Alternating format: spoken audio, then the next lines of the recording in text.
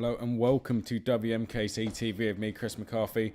The fourth final of the day is the Mini-Max final, and 31 drivers entered for this one. Massive grid. So really looking forward to see how this one plays out. On pole position, you can just see him there in that distinctive green helmet, the number 79 of Morgan Porter. Starting alongside him is the number 25 of Tyler Chesterton, who of course graduated from the cadets last season, or even this season even, so having a really great run to be on the front row there. Jonathan Hoggard starts third, who was racing out in the Rotax Winter Cup a couple of weekends ago, so just shows the impact that's had on him, starting from third. Bailey starts from fourth, Rowan Bailey. Starting from fifth place we have Lewis Edwards, and starting from sixth place we have Brandon Patrick. So 31 drivers entered, big grid, and a lot of people who can take this one, so should be interesting. Who's going to take the victory? Find out in about 8 minutes or so. Here we go for the Mini-Max final. Will Porter be able to hold on to his lead at the start? He's looking over, the lights go out, and I think he's just about held on. Yes, he has. As they come out of turn two, Chesterton looked like he may have had a sniff for the lead there, but decided to settle for second. As we come up the hill, will they all make it through safely? All the top 10 have. I think we all know. Here we go. About 7 have gone off there. Drivers going over the top of each other, and that's a shame. And we have a new leader. Chesterton has taken the lead from Morgan Porter. So, and I believe he took that coming down the hill. Porter left the door open. Chesterton took full advantage. Hoggard is still there in third place. I think that's it's Bailey, sorry, in fourth place. Edwards in fifth place. And then we have the 81 of Patrick going into sixth place. So here we go, start of lap 2. Chesterton has about 2 carts gap here from Porter in second place, who has Hoggard climbing all over the back of him, the Pro Train Racing driver there in third, looking menacing at the start here. And Porter feels the need to defend, but leaves the door open again, and Hoggard sneaks through. So Hoggard through to second, had to run the curb there, and that's dropped Porter back to about fifth place. But he's already made one of those positions back, passing Bailey coming down the hill. Great move there from Hoggard. Porter defended, but then Hoggard sold him the dummy and went through up the inside at the last minute. 32 just going through your shot there. Humphreys started 10th and in about the same position at the moment. So Tyler Chesterton has really built himself a nice lead here. All that battling for second has allowed him to pull away, but Hoggard is in second and will begin the chase for the leader. And we have quite a big gap, hasn't he? He's seemed to got his tyres up to temperature quite quickly, as Chesterton. There's Edwards there in third place. Porter is in fourth place. And then Bailey in fifth place with Patrick there in sixth. So yeah, Chesterton doing a great job. Like I was saying, came up from the cadets this season. And yeah, doing a great job. The transition going from cadets to Mini-Max is always a tough one. There's really two routes that the cadet drivers take when they feel the need that they need to move on from the cadet classes. They either come to this route and move up to the Mini-Max class, or they will go on to the junior TKM class. It really depends whether they want to race sort of 125cc Rotax engines, or whether they want to race in the 100cc TKM classes.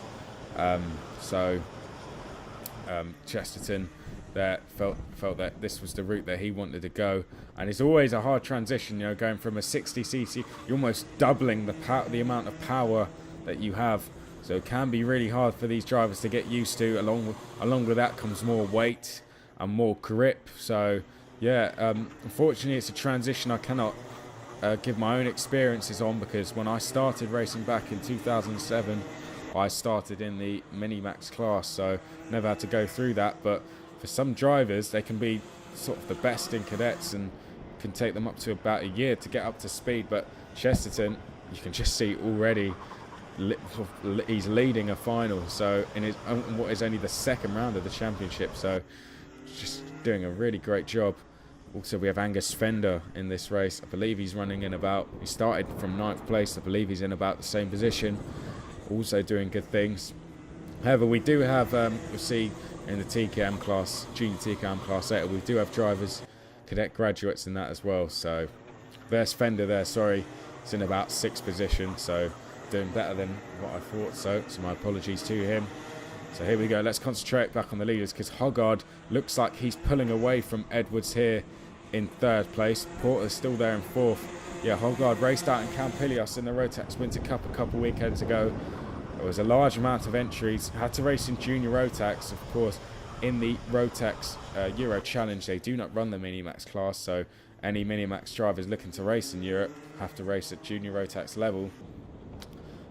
So yeah, didn't make the A final unfortunately, but nevertheless had a really good run, and would have been a really great experience for him, and I'm sure he'll just get better at it as the season goes on. So I'll keep an eye on how he does over in Europe, as of course we will at the start of Whilton Championship.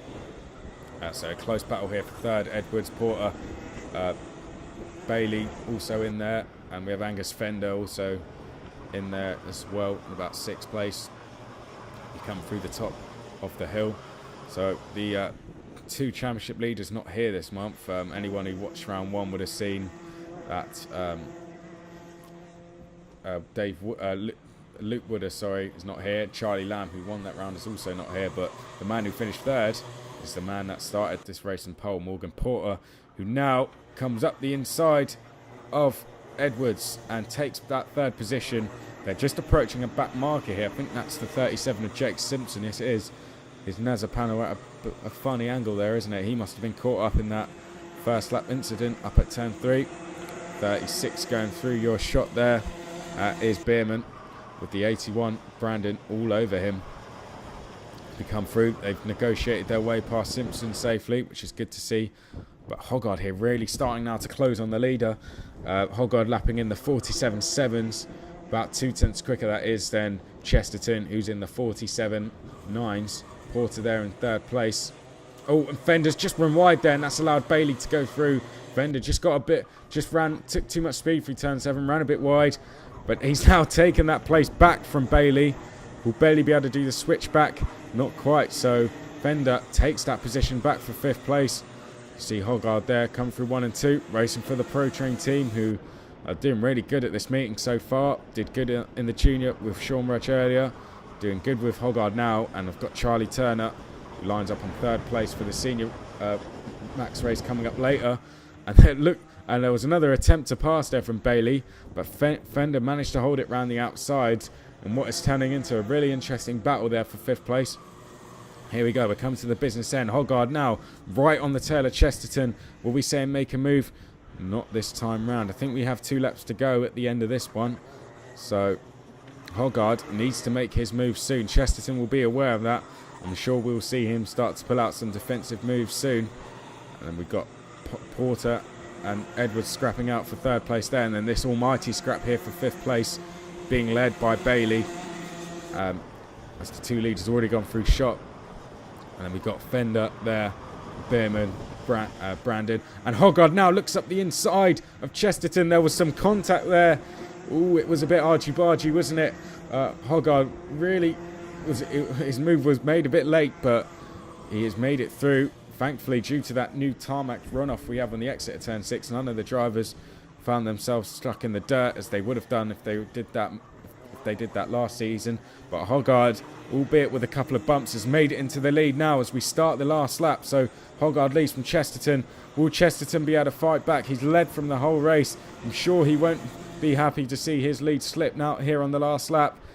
He's not close enough as we come up the hill. Porter looks like he's pretty safe in 3rd place, but after that junior Rotax race I saw earlier, nothing's ever certain, is it? So here we come now.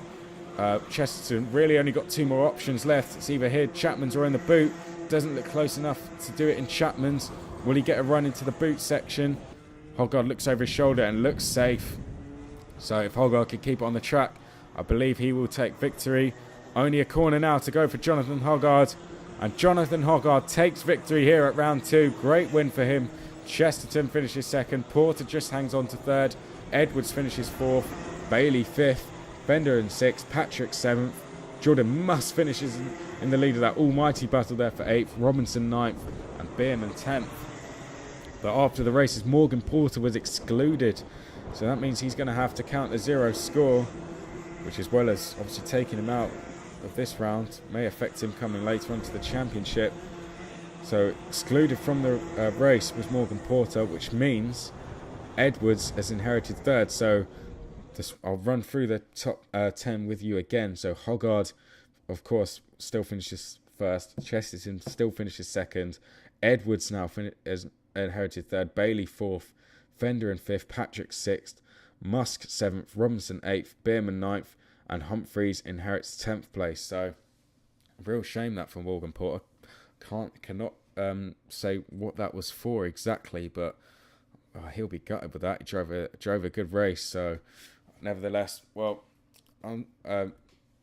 unlucky to him, but well done to Hoggard. He done really good, and it just shows what the experience he took from that European meeting has given him by taking a victory here. Chesterton came close, but I'm sure we'll see him be on the top step of that podium during the course of this championship. So what a great race that was. Do join us next for the iArmy Cadets.